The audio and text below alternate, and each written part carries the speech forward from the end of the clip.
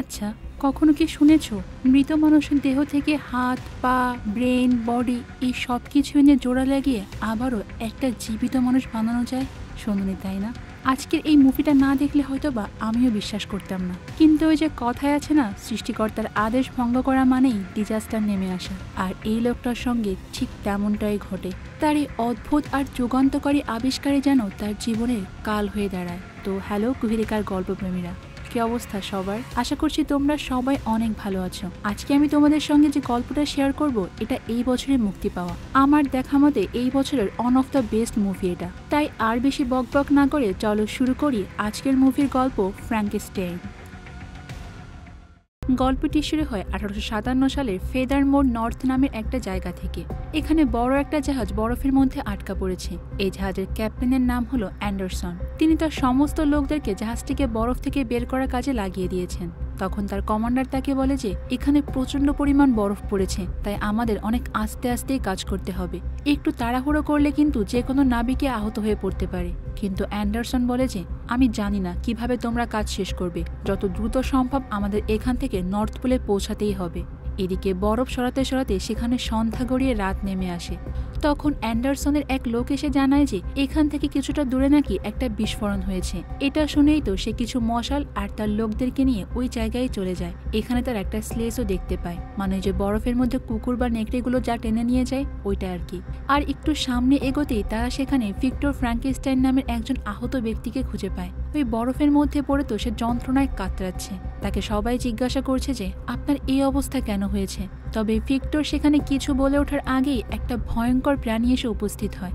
এটা দেখতে একদম মানুষের মতো হলেও আকারে ছিল অনেক বড়। তার শরীরে কেমন যেন পচন ধরে গিয়েছে, এমনকি চামড়াগুলো খসে খসে পড়ছে। তাকে দেখেই বোঝা যাচ্ছে যে সে প্রচন্ড রেগে আছে। অ্যান্ডারসন তখন দ্রুত ভিক্টরকে তার জাহাজে নিয়ে আসে, কিন্তু ওই দানবটা তখন তাদের পিছু পিছু জাহাজে চলে আসে আর সবার ওপর আক্রমণ করে। একের পর এক লোকদেরকে মারতে থাকে আর সবাইকে বলে যে ভিক্টর হলো আমার শিকার, তোমাদের উচিত ওকে আমার হাতে তুলে দেওয়া। কিন্তু কেউ তার একটা কথাও শোনে না, উল্টো ওই দানবটাকে বারবার আক্রমণ করতে থাকে। এইবার তো ওই দানবটা আরো বেশি রেগে যায় আর প্রত্যেককে অনেক বাজেভাবে মারতে থাকে।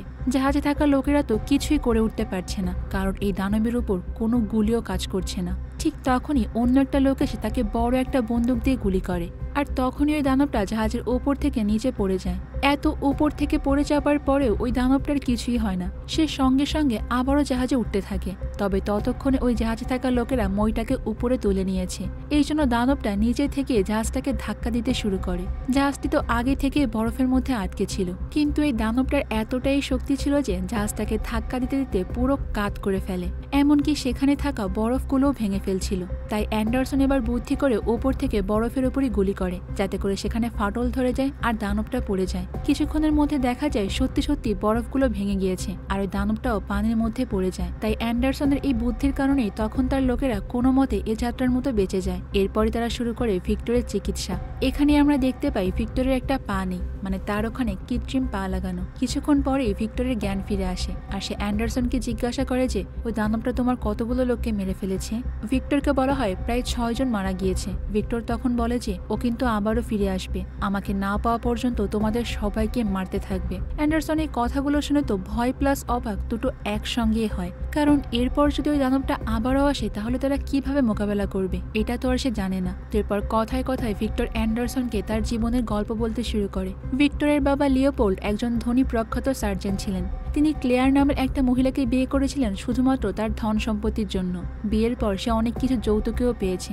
তাদের ছেলেই হলো ভিক্টর। লিওপোল্ড প্রায় শহরের বাইরে থাকতেন, কিন্তু যখনই তিনি বাসায় আসতেন পুরো বাড়ি যেন তার ইশারাতেই চলত। তিনি প্রচন্ড অত্যাচারিত, কঠোর আর একঘেয়ে টাইপের মানুষ ছিলেন, মানে যা বলবে একদম তাই, যার কারণে ক্লেয়ার তাকে প্রচন্ড ভয় পেত। ক্লেয়ার যখন তার দ্বিতীয় সন্তানের জন্ম দেবে তখন লিওপোল্ড তার দিকে মোটেও খেয়াল রাখত না। তার সমস্ত মনোযোগী ছিল ছেলে ভিক্টরের উপরে, যাকে তিনি একজন সার্জন বানাতে চেয়েছিলেন। ছোটবেলা থেকে সবসময় ভিক্টরকে হিউম্যান অ্যানাটমি শিখাতেন। ভিক্টর তো ছোটবেলা থেকে প্রচন্ড চাপের মধ্যে থেকে সবকিছু শিখতে থাকে। কোনো কিছুতে একবার যদি ভুল করে ফেলতো তাহলে তার বাবা তার গায়ে হাত তুলতো। তো এরপরে দেখা যায় ক্লেয়ার তার দ্বিতীয় সন্তান জন্ম দেওয়ার সময় মারা যায়। মায়ের এরকম আকস্মিক মৃত্যুতে তো ভিক্টর পুরোপুরি ভেঙে পড়ে। লিওপোল্ড তার দ্বিতীয় ছেলের নাম রাখে উইলিয়াম। তাকেও সে প্রচণ্ড ভালোবাসতেন। কিন্তু ভিক্টর একদিন সাহস করে লিওপোল্ডের মুখের ওপর বলে দেয় যে তুমি মায়ের একটু চিকিৎসা করনি, আমার মা তোমার জন্যই অকালে এরকম আমাদেরকে ছেড়ে চলে গিয়েছেন, মায়ের মৃত্যুর জন্য সম্পূর্ণ তুমি দায়ী। এই কথা শুনে তখন তার বাবা বলে যে মৃত্যুর জন্য কেউ দায়ী হয় না, আর মৃত্যুকে কেউ নিয়ন্ত্রণও করতে পারে না, এটা শুধুমাত্র সৃষ্টিকর্তাই পারেন। এটা শুনে ভিক্টর তখন রেগে যায় আর বলে যে তাহলে আমি মেডিকেল সায়েন্সের সবকিছুই শিখব, এই দুনিয়ার সর্বশ্রেষ্ঠ সার্জেন্ট হব, যাতে করে আমি মৃত্যুকেও পরাজিত করতে পারি। আমি মৃত ব্যক্তিদের চিকিৎসা করে পৃথিবীতে ফিরিয়ে আনব। আর ওই দিনে যেন ভিক্টরের পুনর্জন্ম হয়। সে তার জীবনে বেঁচে থাকার জন্য নতুন একটা আশা খুঁজে পায়। একদিন সে তার কল্পনায় একটা ডার্ক অ্যাঞ্জেলকে দেখতে পায়, আর সেই তাকে বলছিল তুমি একদিন তোমার বাবার থেকেও অনেক বড় সার্জেন্ট হবে, তোমার জীবন আর মৃত্যুর উপর আধিপত্য থাকবে। এরপর আস্তে আস্তে সময় কাটতে থাকে। ভিক্টরদের যে বড় জঙ্গলটা ছিল ওখানে একদিন আগুন লেগে যায়, আর তাদের সমস্ত গাছই পড়ে যায়। এখন শুধুমাত্র তাদের এই মেনশনটি ছাড়া আর কিছুই নেই। মানে একদম কোটিপতি থেকে এখন তারা নিম্ন মধ্যবিত্ত ফ্যামিলিতেই নেমে এসেছে। এই জন্যই ভিক্টর তার ছোট ভাই উইলিয়ামকে তার আত্মীয়র কাছে পাঠিয়ে দেয় আর নিজে চলে যায় পড়াশোনা করতে। এইভাবে আরো কয়েকটি বছর কেটে যায়। ভিক্টর এখন কঠোরভাবে তার পড়াশোনা করছে। 1855 সালে royal college of medicine disciplinary ট্রাইব্যুনালে তার বিচার সভা বসে, কারণ সে একটা মৃত মানুষের দেহের অর্ধেককে ব্যবহার করে অন্য একজনের শরীরে লাগিয়ে তাকে নাকি জীবন্ত করে ফেলেছে। এই ঘটনার পর দেখা যায় যে সত্যি সত্যি পুনর্জীবিত হওয়া ওই মৃত মানুষটি হাত নাড়াতে পারত। এমনকি সে ভিক্টরের সমস্ত আদেশও শুনত আর মানুষের মতোই আচরণ করত। ভিক্টরের এই কাজকে সবাই সেখানে মহাপাপ হিসেবে গণ্য করছিল, কারণ সেটা ঈশ্বরের সৃষ্টি এবং তার নিয়মের বিরুদ্ধে করা হয়। ভিক্টর তখন বলে যে ঈশ্বর যদি মানুষকে ফিরিয়ে আনার অনুমতি না দেয় তাহলে আমি এমন ঈশ্বরকে মানি না। নাউজুবিল্লাহ। যাই হোক, তো এরপর তাকে royal college of sergeant Edinburgh থেকে সাসপেন্ড করা হয়। তাই ভিক্টর তো ওখান থেকে রেগে বেরিয়ে আসে। রাস্তায় তার সঙ্গে দেখা হয় হাইড্রনিক হারল্যান্ডার নামের একটা ব্যক্তির সঙ্গে। ওই অপরাধ ট্রাইব্যুনালে সে পুরোটা সময় ভিক্টরের ব্যাখ্যা দেখছিল। সে ভিক্টরকে বলে যে আমি একজন ব্যবসায়ী। বন্ধুরা, সে মূলত এসেছে ভিক্টরের ভাই উইলিয়ামের তরফ থেকে। উইলিয়াম তার ভাইয়ের সঙ্গে দেখা করতে চায়, আর এরপর হারল্যান্ডার উইলিয়ামের সম্বন্ধে ভিক্টরকে অনেক কিছু বলে। এখন নাকি সে ব্যবসায় অনেক উন্নতি করেছে, আর সে চায় তার বড় ভাইয়ের সঙ্গে ভালো সম্পর্ক রাখতে। উইলিয়াম এখন তার ফিয়ন্সি এলিজাবেথের সঙ্গে ভিক্টরে দেখা করাতে চায়, আর এই এলিজাবেথ হলো আবার হারল্যান্ডার ভাগ্নি। তো এই কথা বলার মাঝখানে তখন হঠাৎ করে হারল্যান্ডার ভিক্টরকে প্রস্তাব দেয় যে ওই যে মৃত মানুষকে জীবিত করার প্রজেক্টটা বানিয়েছে ওটাকে সে ফান্ডিং করবে। প্রস্তাবটা বেশ লোভনীয় ছিল। তাই ভিক্টর কয়েকদিন পরে তার বাড়িতে গিয়ে দেখা করে। হারল্যান্ড এরপর ভিক্টরকে একটা ইভলিন টেবিলের কথা বলে, যেটা পৃথিবীতে মাত্র 4টা আছে, কিন্তু সে তাকে জানায় যে ওর পঞ্চম একটা ভার্সন নাকি তার কাছে আছে। তো এখন চলো তোমাদেরকে একটু এই ইভলিন টেবিলের ব্যাপারে বলে আসি। এটা একটা কাঠের বোর্ড, যার উপরে মানুষের স্নায়ুতন্ত্র, রক্তনালী, লিমফ্যাটিক এবং অন্যান্য অভ্যন্তরীণ অঙ্গ প্রত্যঙ্গ প্রিজার্ভ করেই রাখা হয়। আজকের দিনে আমরা যেরকম CT scan, MRI, 3D model দিয়ে সবকিছু শিখি, আগেকার দিনে তো এরকম কিছুই ছিল না। আর তার উপর আবার মৃত মানুষের বডি নিয়ে কোনো পরীক্ষা নিরীক্ষা করা সামাজিক নিয়মের বহির্ভূত ছিল। তাই ইভলিন টেবিলও ছিল মানব দেহ বোঝার সব থেকে উন্নত ও সঠিক পদ্ধতি। এটা দেখা মাত্রই তো ভিক্টরের ফ্যাসিনেশন অনেক বেড়ে যায়। তাই সে হারল্যান্ডার সমস্ত প্রস্তাবে রাজি হয়ে যায়। আর ওই দিনই ভিক্টরের সঙ্গে দেখা হয় উইলিয়াম আর তার ফিয়ন্সি এলিজাবেথের। ভিক্টরের তো আবার এলিজাবেথকে দেখা মাত্রই অনেক ভালো লেগে যায়, কারণ তাকে দেখতে অনেকটা তার মায়ের মতো। কিছুক্ষণ কথা বলার পর ভিক্টর বুঝতে পারে যে এলিজাবেথ কিছুটা তার মতোই, কারণ তার চিন্তাভাবনা সাধারণ মানুষের থেকে সম্পূর্ণ আলাদা, আর সায়েন্সের প্রতিও তার অদ্ভুত টান আছে। কিন্তু এরপরও ভিক্টর যে প্রজেক্টটা করছে সে তার পুরোপুরি বিরুদ্ধে, কারণ এখানে ঈশ্বরের কথার অপোজিটে কাজ করা হচ্ছে। এরপরে গল্প চলে আসে আবারও বর্তমানে, আর দেখা যায় যে ওই দানবটা বরফের মধ্যে জাহাজের চারপাশে ঘুরে বেড়াচ্ছে। তাই জাহাজের সবাই চাচ্ছে ভিক্টরকে এখানে ফেলে নিজেরা সেফলি বের হয়ে যেতে, কিন্তু ক্যাপ্টেন তো মানতে নারাজ, কারণ তার ভিক্টরের গল্প অনেক ভালো লেগে গিয়েছে। তাই এটা সে শেষ করতে চায়। তাই ক্যাপ্টেন সবাইকে চুপ করিয়ে দিয়ে ভিক্টরের কাছে আবারও গল্প শুনতে শুরু করে। ভিক্টর তখন বলে যে ওই দিনের পর আমি, উইলিয়াম আর হেন্ডারসন শহরের একদম শেষ প্রান্তে অনেক পুরনো পরিত্যক্ত একটা টাওয়ারে যাই, যেটা একসময় পানি ফিল্টারেশনে ব্যবহার করা হতো। এই জায়গাটায় এখন কেউ আসে না, আর তাই ওই জায়গাটাকে আমরা প্রজেক্টের ল্যাব বানিয়ে ফেলি। এখন শুধুমাত্র প্রয়োজন ছিল ডেড বডির। তাই এরপরে ভিক্টর চলে যায় যেখানে কয়েদিদেরকে ফাঁসি দেওয়া হয় ওই জায়গায়। জায়গায়, আর ভালো করে পরীক্ষা নিরীক্ষা করে কোন কোন বডিটাকে তার প্রয়োজন সেগুলো আগে থেকেই বলে দেয়, কারণ তার এই পরীক্ষাটা করতে একদম সুস্থ বডি লাগে। এদিকে ভিক্টর তো তার কাজ ভালোভাবেই করে যাচ্ছে, আর অন্যদিকে আবার তার নজর পড়েছে এলিজাবেথের ওপর। এলিজাবেথ তো অল্প সময়ের মধ্যেই ভিক্টরকে তার খুব ভালো বন্ধু মনে করে নিয়েছে, কিন্তু ভিক্টর তো আবার তাকে মনে মনে ভালোবাসতে শুরু করেছে। ইচ্ছা করে তার ভাইকে সে নানা কাজে ব্যস্ত রাখে, যাতে করে সে নিজে একটু এলিজাবেথের সঙ্গে আরো বেশি টাইম স্পেন্ড করতে পারে। উইলিয়ামও তার ভাইয়ের কথা মতো প্রত্যেকটা কাজই করছে, সব জিনিসপত্র জোগাড় করে দিচ্ছে, কিন্তু ভিক্টর যে এলিজাবেথের সঙ্গে বেশি সময় কাটাচ্ছে এটা আবার হারল্যান্ডা বুঝতে পেরে যায়। তাই সে ভিক্টরকে বলে যে আমাদের কাছে কিন্তু সময় বা টাকা কোনোটাই বেশি নেই, তাই যত দ্রুত সম্ভব তোমার কাজটা শেষ করো। আর এরপরে একদিন দেখা যায় ভিক্টর এলিজাবেথকে তার মনের কথাটা বলে দেয়, কিন্তু এলিজাবেথ তাকে বলে যে আমি তো শুধুমাত্র তোমাকে আমার বন্ধুর নজরেই দেখি, আমি অলরেডি আমার জীবন সঙ্গী হিসেবে তোমার ভাইকে চুজ করে নিয়েছি, তাই এটা নিয়ে তুমি আর সামনে এগোবে না। কথাটা বলে সে ওখান থেকে চলে যায়। ভিক্টর তো পুরো মনটাই ভেঙে যায়। একে তো সে ওই আবিষ্কারের একটা জিনিস ভালো করে বুঝতে পারছিল না, আর এই কারণে সে অনেক চিন্তিত হয়ে পড়ে। তবে ঠিক তখনই তার মাথায় একটা দুর্দান্ত আইডিয়া চলে আসে। সে ইলেকট্রিক সিগন্যালগুলো প্রপার ভাবে পাঠাতে পারছিল না, আর ওটাকেই এখন সে ফিক্স করে ফেলে, আর লক্ষ্য করে যে সত্যি সে মৃত মানুষের শরীরটাকে আবারও জীবিত করতে পারছে। আর একটু পরে সে রিয়েলাইজ করে যে সে অনেকটা কাছাকাছি পৌঁছে গিয়েছে, তাই এখন তার প্রয়োজন একটা পারফেক্ট বডি। এই জন্য সে চলে যায় যুদ্ধক্ষেত্রে লাশ খুঁজতে, কারণ সৈনিকদের বডি সবসময়ের জন্যই পারফেক্ট হয়। এরপর ওখান থেকে সে অনেকগুলো মানুষের দেহ গিয়ে নিয়ে আসে, আর সেগুলো কেটে কুটে ভিক্টর একটা নতুন সিঙ্গেল মানুষ তৈরি করার চেষ্টা করছিল, মানে যার হাত ভালো তার থেকে হাত নিচ্ছে, যার পা ভালো তার থেকে পা। বেশ কিছুদিন খাটার পর তো অবশেষে সে ওটা বানিয়ে ফেলে, আর এইবার পালা বডিটাকে জীবিত করার। কিন্তু এখন তার প্রয়োজন হিউজ পরিমাণ এনার্জি সোর্সের, কারণ সেই বডিটাকে অল্প সময়ের জন্য নয় বরং দীর্ঘ একটা সময়ের জন্য জীবিত করবে। মানে সে আসলে বিদ্যুৎ চমকানোর অপেক্ষা করছিল, ওখান থেকে সেই হিউজ পরিমাণ এনার্জিটা নেবে। এত খুশির একটা খবর তো সে দ্রুত পৌঁছে যায় হারল্যান্ডাকে দিতে, কিন্তু ওখানে যাওয়ার পর জানতে পারে যে হারল্যান্ডা একটা মারাত্মক রোগে ভুগছে, তার হাতে আর বেশি সময় নাই। এই জন্য সে চাচ্ছিল ভিক্টরের বানানো এই পারফেক্ট বডিটা যেন তাকে দেওয়া হয়। ভিক্টর তো এখানে তাকে সরাসরি না করে দেওয়া হয়, কারণ এটা কোনোভাবেই পসিবল নয়। ভিক্টর তাকে বলে যে তোমার সম্পূর্ণ শরীর এখন অ্যাফেক্টেড, তাই তোমাকে নিয়ে এরকম কোনো এক্সপেরিমেন্ট করাই পসিবল নয়। কিন্তু হারল্যান্ডা তো কোনোভাবেই মানতে রাজি হচ্ছে না। সে ভিক্টরকে সবকিছু এমনকি এলিজাবেথকে পর্যন্ত দিতে রাজি হয়ে যায়। তখন সে রেগে গিয়ে ওখানে থাকা একটা মেডেল রডকে ফেলে দেওয়ার চেষ্টা করে, যা তাদের এক্সপেরিমেন্টের জন্য খুবই প্রয়োজনীয়। ভিক্টর তাকে আটকানোর চেষ্টা করে, আর সেখানেই ঘটে যায় একটা দুর্ঘটনা, আর ওই অ্যাক্সিডেন্টে হারল্যান্ডা সেখানেই মারা যায়। কিন্তু ঠিক ওই সময় আবার বিদ্যুৎ চমকানো শুরু হয়ে যায়, তাই ভিক্টরও খুশি হয়ে যায় আর তার এক্সপেরিমেন্টটাও সফল করে ফেলে। তবে সে যে রেজাল্ট আশা করছিল সেটা আর হয় না, মানে ওই মৃত বডিটাই প্রাণ ফিরে আসে না। তাই ওই দিন ভিক্টর অনেক হতাশা নিয়ে ঘুমাতে চলে যায়। ঘুমের মধ্যে সে আবারও স্বপ্নে দেখে ওই ডার্ক অ্যাঞ্জেলকে, যে ভিক্টরকে প্রমিস করেছিল তার নাকি জীবন মৃত্যুর ওপর হাত থাকবে। এরপর সকালবেলায় ভিক্টরের যখন ঘুম ভাঙে তখন সে চোখের সামনে একটা পারফেক্ট ক্রিয়েশনকে দেখতে পায়, যেটা তার আবিষ্কার। সে প্রমাণ করে দেখিয়েছে মৃত শরীরকেও জীবিত করা সম্ভব। তবে ভেতরে ভেতরে তার একটু ডাউট হচ্ছিল, এই জন্য সে তার ক্রিয়েশনের হৃদস্পন্দন শোনার জন্য বুকে কান পাতে, আর সত্যি সত্যি হার্টবিট শুনতে পায়। ভিক্টরের বানানের নতুন মানুষটাকে সে একটা জায়গায় আটকে রাখে, কারণ তার কাছে তো সবকিছু এখন নতুন, একে ট্রেনিং দেওয়া প্রয়োজন। তবে ভিক্টরের হাতে আবার বেশি সময় নেই, কারণ সে আবিষ্কার তো করে ফেলেছে। তবে এরপর সে তাকে কি করবে এটা তো সে কখনোই ভাবেনি। এর মধ্যে আবার কয়েক সপ্তাহ কেটে যায়, কিন্তু ভিক্টরের ওই নতুন বানানো মানুষটাকে সে কিছুই শেখাতে পারেনি। সে ওখানে অনেক উল্টাপাল্টা কাজ করছে, তাই ভিক্টরের মনে হচ্ছে যে এই নতুন আবিষ্কার তার জন্য একটা দায় হয়ে পড়েছে। অনেকদিন পর আবার উইলিয়াম আর এলিজাবেথ এখানে ফিরে আসে। এলিজাবেথ তখন বেশ টেনশনে ছিল, কারণ বেশ কিছুদিন ধরেই তার আঙ্কেল মানে হারল্যান্ডার কোনো চিঠি আসছে না, আর ভিক্টর তো তাদেরকে এতদিনেও কিচ্ছু জানায়নি। ভিক্টর যখন উইলিয়ামকে নিয়ে ব্যস্ত হয়ে পড়ে তখন এলিজাবেথ চলে যায় বেসমেন্টে ওই ক্রিয়েচারটার কাছে, আর গিয়ে দেখতে পায় তার গায়ে অনেক ক্ষতচিহ্ন, মানে স্পষ্টভাবেই বোঝা যাচ্ছে যে ভিক্টরই তাকে মেরেছে।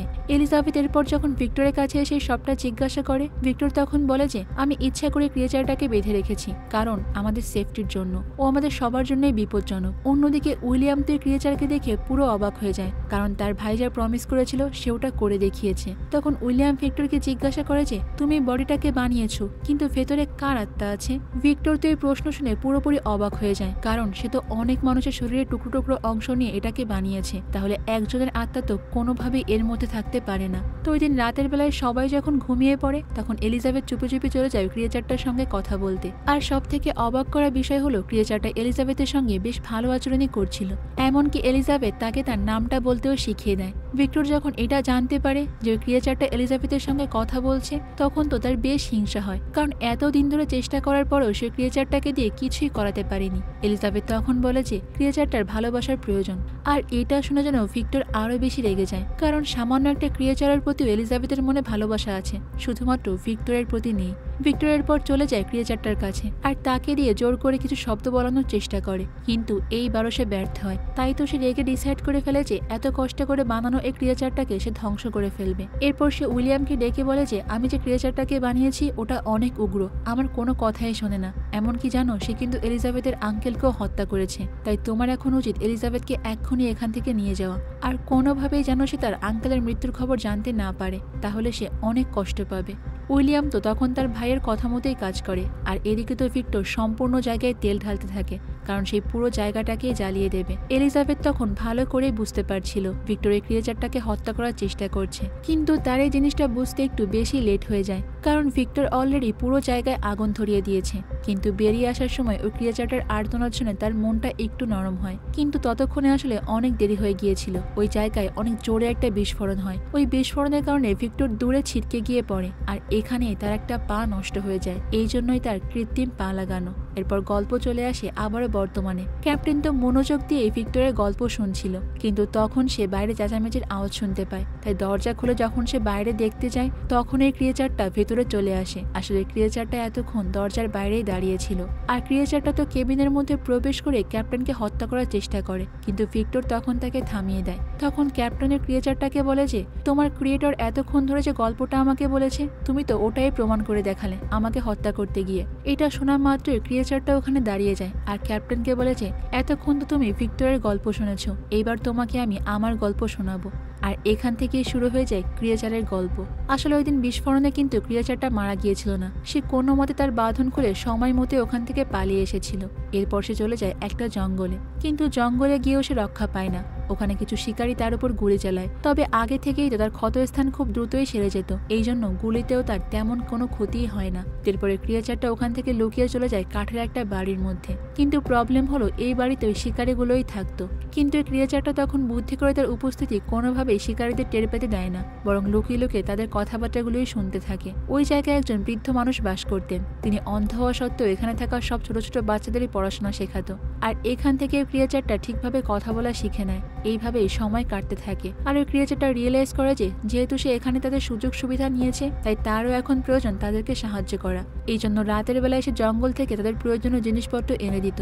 এখানকার লোকেরা তো সকাল হলে বুঝতেই পারতো না যে এগুলো আসলে কে করছে, তারা মনে করতো যে এই সবকিছু বোধহয় ঈশ্বরের আশীর্বাদ। তো একদিন দেখা যায় যে ওই জায়গায় কিছু উল্ফ এসে ভেড়াদের উপর আক্রমণ করে। এখানে তো উল্ফদের সঙ্গে এই ভেড়ার কোনো শত্রুতাও নেই, তাও সে আক্রমণ করেছে। আর এই ঘটনা দেখে ক্রিয়েচারটা বুঝতে পারে যে দুনিয়ার ন্যাচারই এরকম। আসলে যেসব প্রাণীরা একটু বেশি শক্তিশালী, তারা সবসময় কমজোরদের উপর জোর খাটিয়ে আধিপত্য বিস্তার করে। এরপর একদিন ওখানে থাকা ছেলেরা ভেড়াদের চামড়া নিয়ে বাজারে বিক্রি করতে যায়, আর এখন শুধুমাত্র আছে ওই বৃদ্ধ লোকটা। তাই সুযোগ বুঝে ক্রিয়েচারটা এবার ওই বৃদ্ধ লোকের সামনে আসে, কিন্তু সে এটা ভাবছিল যে বৃদ্ধ লোকটা আবার ভয় পাবে কিনা। কিন্তু অবাক করা বিষয় হলো ওই বৃদ্ধরা তার উপস্থিতি টের পেয়েও মোটেও ভয় পায় না, বরং তাকে ওয়েলকাম জানায়, এমনকি কিছু খাবারও অফার করে। আর এই মানুষটার কাছ থেকে ক্রিয়েচারটা আসলে শিখেছে বন্ধু শব্দের মানে কি। আর এই বৃদ্ধ অন্ধ মানুষটাই হলো ক্রিয়েচারের প্রথম বন্ধু, কারণ তার কাছ থেকে সে বই পড়াও শিখেছে। এক এক করে তো সে অনেক কিছু সম্পর্কে জানতে শুরু করে, কিভাবে রাজ্য ধ্বংস হয়েছে, বিভিন্ন রাজারা কিভাবে অ্যাটাক করেছে, এই সব কিছু। তবে সমস্যা হলো এত কিছু জানার পরও সে এটা এখনো জানতে পারেনি যে কিভাবে তার জন্ম হয়েছে বা সে কিভাবে এখানে এসেছে। মাঝে মাঝে সে অনেক স্বপ্ন দেখে, কিন্তু তার স্বপ্নগুলো কেমন যেন খাপছাড়া, যেখানে অনেকগুলো মানুষ ভিন্ন ভিন্ন স্থান আর সবকিছুই এলোমেলো। এই কারণে সে জানতে চায় সে আসলে কে। আর তাই এরপরেই খোঁজ করতে করতে চলে আসে ওই ধ্বংস হওয়া ওয়াটার ফিল্টারেশন প্ল্যান্টে, যেখানেই তাকে বানানো হয়েছিল। ওখানে পড়ে থাকা কিছু পুরানো কাগজপত্র ঘেটে সে জানতে পারে যে তাকে আসলে কিভাবে তৈরি করা হয়েছে। সবকিছু বুঝতে পেরে তার অনেক খারাপ লাগে, কারণ তার তো স্বাভাবিকভাবেই জন্ম হয়নি। আর সে ওই জায়গা থেকে ভিক্টরের আসল ঠিকানা মানে তার বাড়িটাও খুঁজে বের করে। কিন্তু এরপর যখন আবারও সেই বাড়িতে ফিরে আসে, তখন দেখতে পায় যে জঙ্গলে থাকা উল্ফগুলো আবার ওই বৃদ্ধার উপর অ্যাটাক করেছে। তাই ভিক্টর সেটা বুঝতে পেরে উল্ফদের সঙ্গে লড়াই করে, আর এই বৃদ্ধ মানুষটাকে উল্ফ থেকে বাঁচিয়ে নেয়। এরপরে ক্রিয়েচারটা বৃদ্ধকে তার জীবনের গল্প শোনাতে শুরু করে, কারণ সে কোনোভাবেই নিজেকে একজন সিঙ্গেল মানুষ মনে করতে পারছে না, কারণ সমস্ত মৃত মানুষের শরীরের টুকরোগুলো দিয়ে তাকে তৈরি করা হয়েছে। এটাই তার জন্য সব থেকে বড় প্যাথেটিক। সে তো নিজেকে একজন মানুষ নয়, বরং মনস্টারই মনে করছে।